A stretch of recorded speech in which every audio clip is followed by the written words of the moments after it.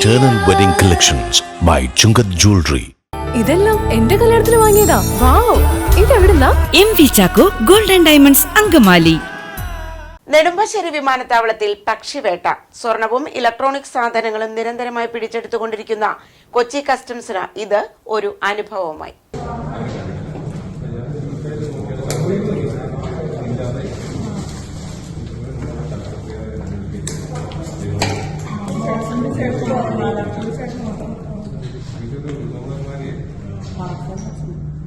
തായ്ലാന്റിൽ നിന്ന് വന്ന തിരുവനന്തപുരം സ്വദേശികളായ ബിന്ദു, ശരത് എന്നീ യാത്രക്കാരുടെ പെരുമാറ്റത്തിൽ സംശയം തോന്നി ഡ്യൂട്ടിയിലുണ്ടായിരുന്ന കസ്റ്റംസ് ഉദ്യോഗസ്ഥർ ബാഗേജുകൾ വിശദമായി പരിശോധിച്ചപ്പോൾ ബാഗേജിൽ നിന്നും ചെറുകടി ശബ്ദം കേൾക്കുകയായിരുന്നു.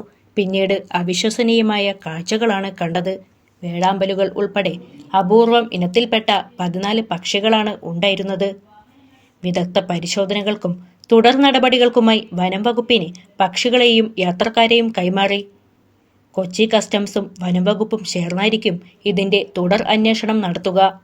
ഇതിൽ 3 തരത്തിൽപ്പെട്ട പക്ഷികളാണ് ഉള്ളത്. 25,000 രൂപ മുതൽ 2 ലക്ഷം രൂപ വരെ വിലയുള്ള പക്ഷികളുണ്ട്.